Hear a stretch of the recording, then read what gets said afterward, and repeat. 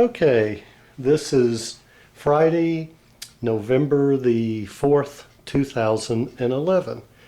And Justin, we were just talking a little bit earlier about that this is the 1-year anniversary. Mm-hmm. 1-year anniversary since you started here. Since I first came here. The very first appointment.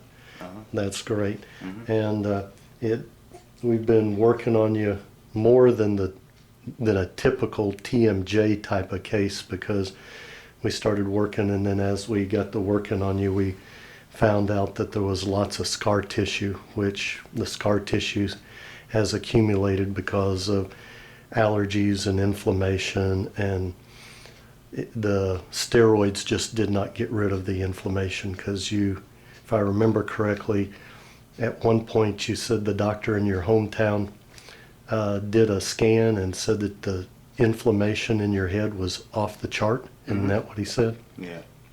And he gave you a steroid shot, or a great big steroid shot, or several shots?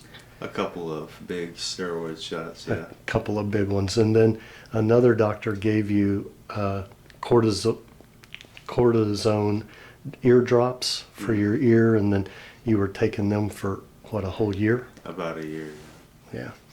And so we're actually been dealing with quite a bit of scar tissue that has developed throughout the body, but it's specifically settled in around that inner ear.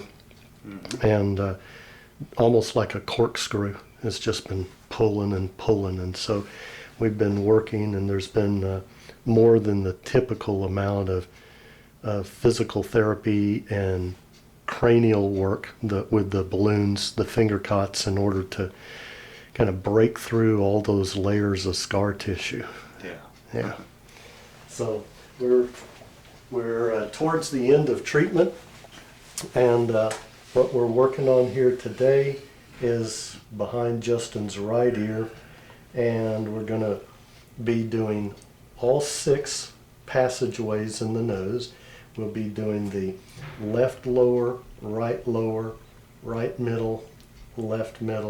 left upper, and right upper.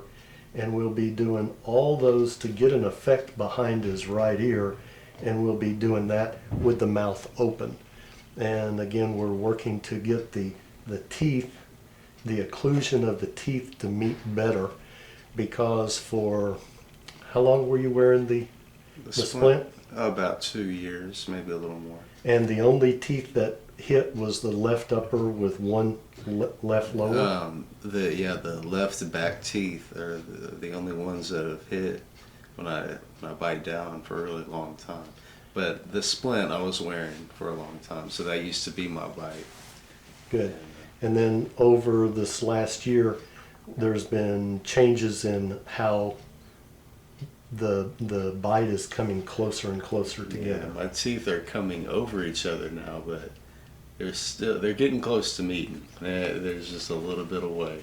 So We're getting there's, closer and closer. again, what we've been doing on Justin is not the typical TMJ treatment. We've had to be a bit more aggressive in his particular case in order to get the movement that we wanted in the TMJ, in the mandible and the maxilla, and get those two synchronized together to where the bite is the way it's supposed to be. So with that in mind, we're getting ready to get started. Like we said, this is the 1-year anniversary, and usually we're finished with this part within 6 months, but due to the scar tissue, it's just been layer after layer, and he's been able to feel the layers becoming less and less and less. Mm-hmm. So Absolutely. here we go.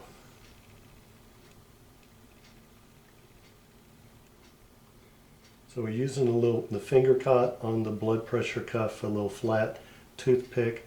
We're guiding it into the nose.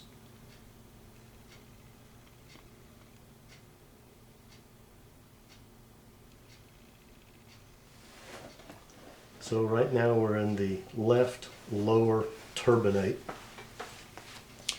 And we've got his arms out like he's hugging a big tree, and he is breathing in and out. And as he's breathing in, he's bringing his toes up. And as he's breathing out, he's pointing them away like a ballerina. And that's to affect certain parts in the brain that keep the brain separated. Breathe.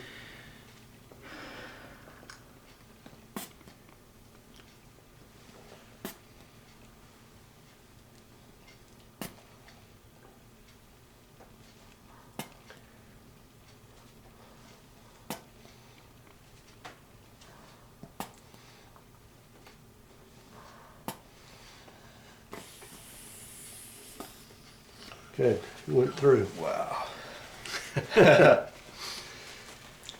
Again, for anyone watching, the what we just did took a number of pumps. The normal setup on the equipment normally takes about 2 pumps, 1 to 2 pumps for the balloon to go through the finger cut.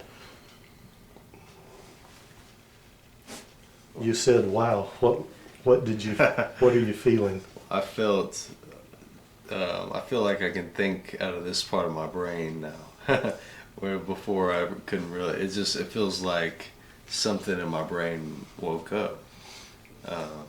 You're talking just in a split. Right when it went through, it's like boom, and a part of my brain woke up, and it's on the left side. That's what I feel.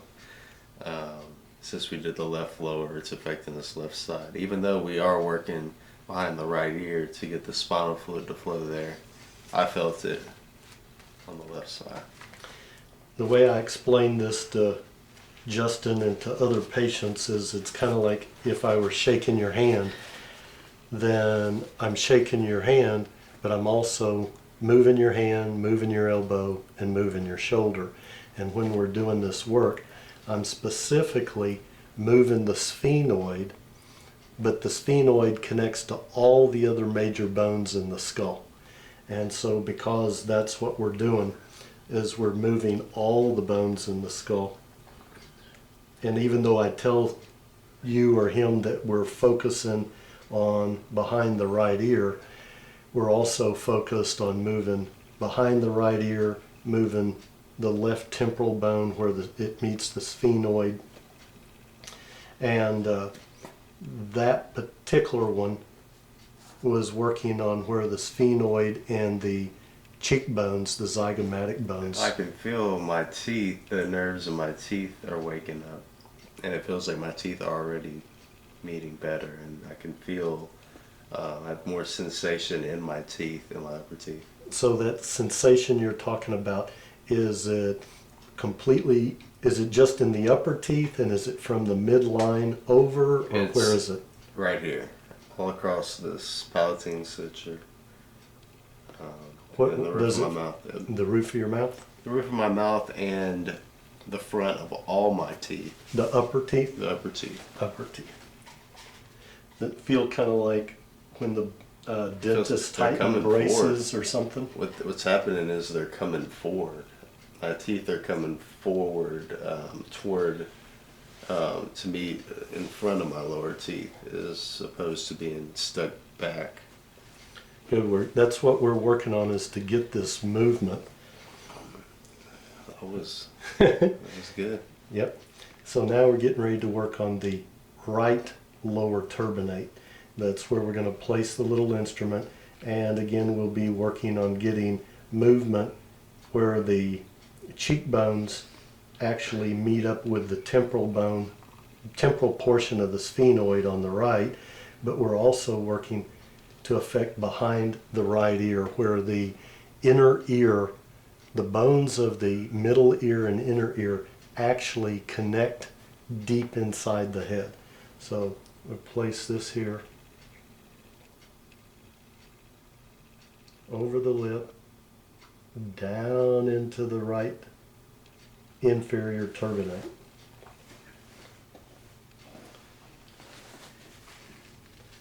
And again, he's got his arms out to kind of open up his body, and as he's breathing, he's going to be moving his feet. As he's breathing in, inspiration, he'll bring his feet up towards the nose.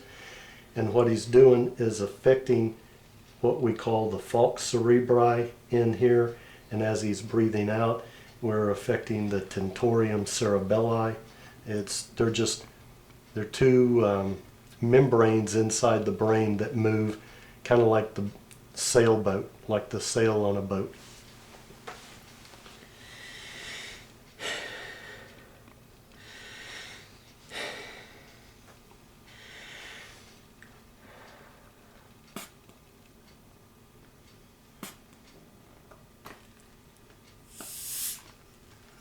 That was easy. Good. That was the right lower turbinates. So again, we're moving the sphenoid. It's just that we're lifting on it from slightly different angles and different directions. Yeah. And most of the time when we're doing a treatment on the TMJ, there's like one balloon, one pattern that we're dealing with out of these 6. Occasionally we'll find 2 patterns, but it's usually one pattern. And what we're doing here, in Justin's particular case, it showed up all 6 patterns. So again, I'm just kind of reiterating here, stating again that what we're doing in this particular video is not the typical treatment. It's kind of showing an extreme, but it is good for people to be able to see that there are cases that do not fit into the Betty Crocker cookbook mold approach. With that last one, I felt these right upper teeth. I said all these front teeth last time, but it was really mostly on the left. These are on the right upper teeth. I'm feeling a lot of change in, which should have been the most messed up. So Good. Because the right side, his teeth haven't been meeting at all. And over this last year, they've started to approximate each other. They're getting closer and closer. And as he and I keep talking, he says, "Hey, Doc, I'm getting better. It's getting better. I'm improving. And we're watching these teeth get closer and closer. They still haven't quite gotten to where we want them to be, to where he can chew properly." So I told him in the beginning, he'd hear me say about 300 times it's a process. And he's probably heard me say that 500 times.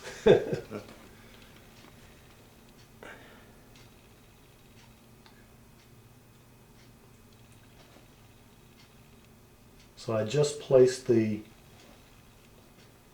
equipment, the finger cot, into the right middle turbinates. And we're explaining things a little bit more in this video simply because it's not the typical TMJ case. His case is, it's out there in that 1% of the extreme TMJ cases. yeah.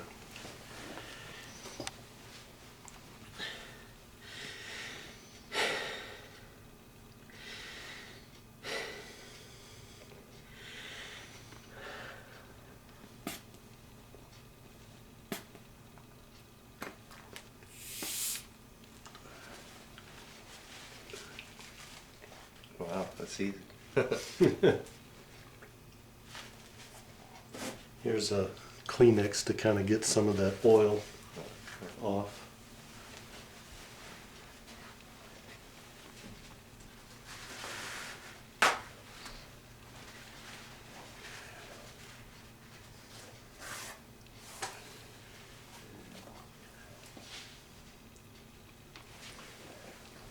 Major changes are happening in my body, for sure.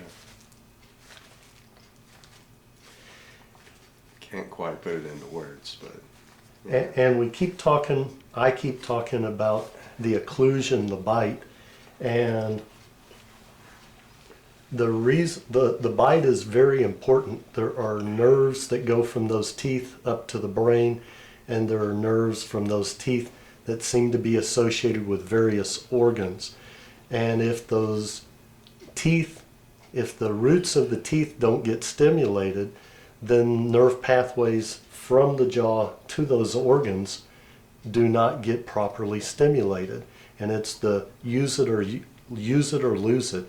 If they're not stimulated, you begin to lose things. Those pathways just kind of turn down because of disuse. So he's got muscles that have been all wound up like a corkscrew, and that in and around that right ear, inside the skull, we've had lots of scar tissue, and it's again just been wound up like a corkscrew. And what we've seen is that what was going on in the head was also being mirrored by his legs and his shoulders, in fact his whole body. And so what was going on the right side of his skull is being mirrored on the right side of his body, and what's being mirrored in the left half of his body, his left leg and arm, are mirrored from what's happening physically in the skull on the left side. And then that gets compounded because there's parts of the brain that crisscross over at the brainstem at the top of the neck to control the opposite side of the body, the contralateral side of the body. So the left side of the brain controls the right side of the body, right side of the brain controls the left side of the body. But with the physical injuries that we have from inflammation and scar tissue, that affects acupuncture meridians on the same side of the body, and it also affects, again, the function on that same right side of the body of the muscles. So you got parts of the brain that do the opposite, parts of the brain that do the same side. So we've just done the left lower turbinate, right lower turbinate, right middle turbinate. Now we're going to work on the left middle turbinate.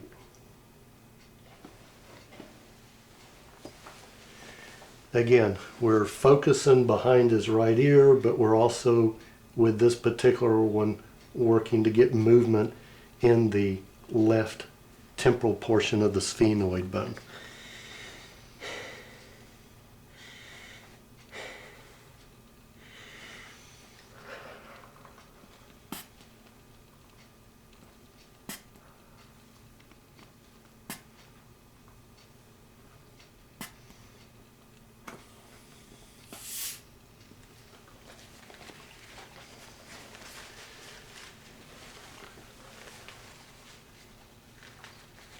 In a normal case of TMJ, the equipment would be set up to where it normally would take about 1 to 2 seconds, 1 to 2 pumps.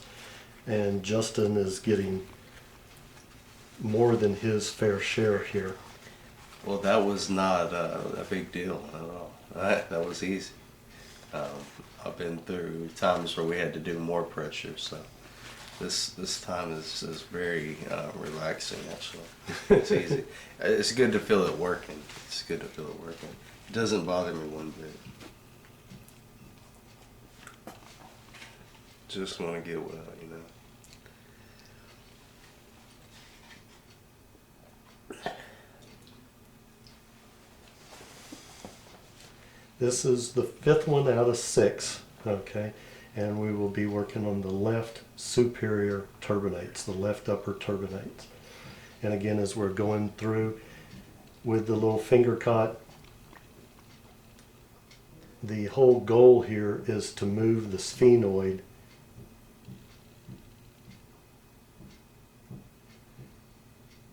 because all the major bones of the skull are connected to that sphenoid. So it's the major part of this corkscrew effect.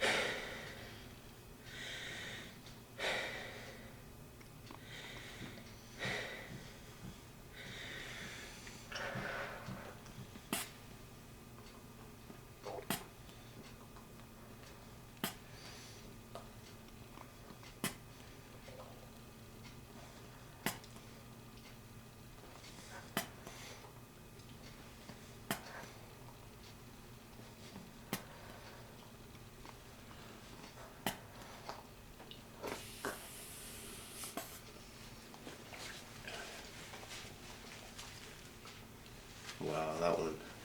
Some big changes on the left side.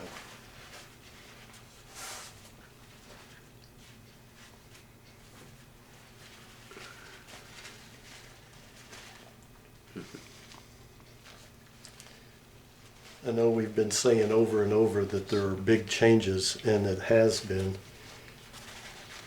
And all of them accumulate, the Yeah. cumulative changes. Exactly, yeah. It's just we're opening up our brain. And No it's other way to put it. it's amazing to me that whenever I'm doing this work that some people are more in tune with what's happening. Some people actually tell me that they can see where the balloon, the finger cot is actually traveling, and they get a picture of it in their mind's eye. And Justin is one of those people that's been able to visualize what's happening and very in touch with what's the changes that are happening in his body. Some of the people, some men are more intuitive, some women are more intuitive. Everybody's just a little different. Other people say that every treatment feels different to them, that there are slight changes, and other people just say, well, it's pressure. So we've now done 5 out of the 6. So we've done all 3 on the left side to work on where the cheekbones, the zygomatics attached to the temporal bone, or excuse me, to the sphenoid, temporal portion of the sphenoid, where the frontal bone attaches to the temporal portion of the sphenoid, and where the temporal bone attaches to the temporal portion of the sphenoid. Now we're going to work on this last one, which is the right upper, right superior turbinate. And again, once we do this, we will be working on where the frontal bone connects to the temporal portion of the sphenoid. And behind his right ear, and we're working to get movement into this jaw, the mandible and maxilla, so we get a better bite. That was sick. And it's a process. Yeah, this one will probably get some good movement. Good.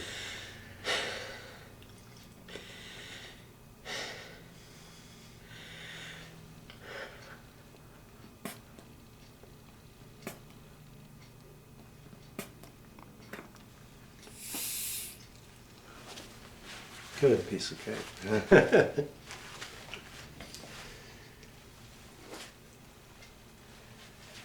Okay. Well, I can actually feel my jaw on this side changing. I've been saying that all along, but Yep. it is just changing more and more. And whenever I'm feeling his neck,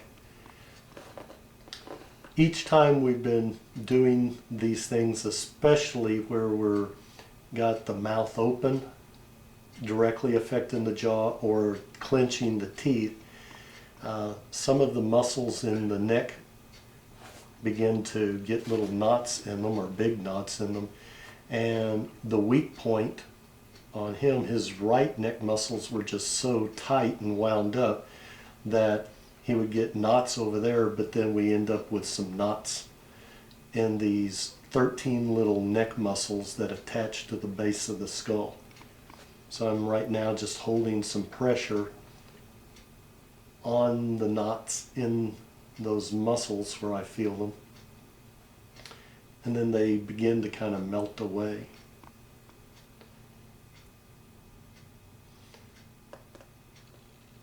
And what we'll do in just a moment is a chiropractic adjustment on the neck, affecting the brain stem, C1 and C2, cervical number 1, and we'll be working cervical number 1 on the left and cervical number 2 from the right. It deals with some rotation of the neck. And again, we're working to take pressure off the brain stem. In chiropractic, you'll hear me say over and over again, above, down, and inside out. ADIO. Above, down, inside out. So above from the brain, down the spinal cord, and from the inside of the spinal cord to the outside. Above, down, inside out. And what we're doing here is working to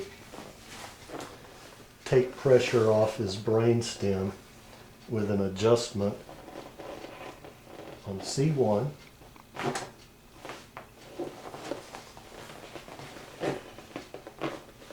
And again, we're working to take a twist out of the neck and off these bones in the neck where they are pinching or putting pressure on the brainstem.